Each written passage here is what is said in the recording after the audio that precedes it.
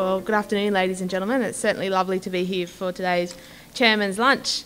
Of course, it is a very exciting topic and one that's close to my heart, and that's planning in the Hills and infrastructure in the Hills, and of course growing businesses in the Hills going forward. It really is great to be here, and it'll be fantastic to be part of the panel. There is a star lineup, and I don't include myself in that star lineup, but we do have some amazing people who are leading the way in infrastructure planning and, of course, planning for population growth. Of course, we have the New South Wales Transport Minister, the New South Wales Chief Planner, the man running the Sydney Metro Northwest project, Mr McCrindle, who seems to know a lot about everything. So I think we certainly have a lot of bases covered with this panel. I think it's fairly obvious that the Hills has been transforming over the last 20 years, but we really are seeing that transformation take place. And this has been happening since about 2011, when the North West Rail was announced by the O'Farrell government. As a result of the rail, we do know that the Hills is going to become home to an extra 100,000 residents over the next 20 years, and that's going to take our population to around 300,000. And that's before we even start talking about the merger with Hawkesbury out that way. What we do know is that many of these new residents will be housed around our train stations. We will see our train stations transform and become active, lively places. There'll be a mixture of apartments, terrace homes, townhouses, duplexes, and single detached housing as well.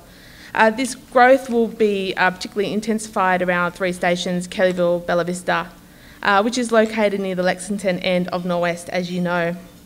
And these train stations will also be the site of increased job growth as well. So not only do we have to find a way to accommodate our population, we need to find a way to obviously house them, but we also need to find a way to provide jobs for them as well.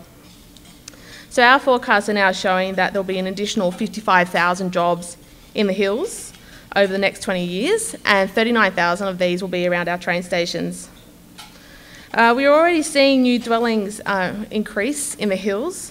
In the 2014 to 2015 financial year, the Hills had the third highest of number of dwelling approvals at 2,923, and this was only behind the City of Sydney and our neighbour Blacktown. And this certainly brings enormous opportunities for businesses for people in this room, but also for the businesses and the people that are yet to come to the Hills. Our Prime Minister recently said that there's never been a more exciting time to be an Australian. I would argue that there's never been a more exciting time to be a Hills Shire resident, and there's never been a more exciting time to own a business in the Hills. There certainly is renewed confidence in the Hills. We've seen our property prices go through the roof, which of course has brought positives and negatives. But it certainly has resulted in investment in the Hills on a scale that we've never actually seen before. Our economy has doubled over the last 8 years, and the Hills is performing very well on just about every single economic indicator.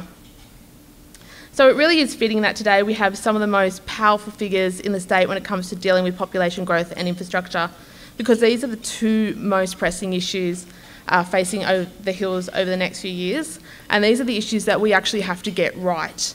If we do not get these issues right, it will be to the detriment of the Hills, and of course all of us love the Hills as it is today. We love the nature, we love the character of the area, and we certainly want to maintain that whilst growing and ensuring that any growth is well integrated into our community and that everyone becomes a part of our community, including businesses.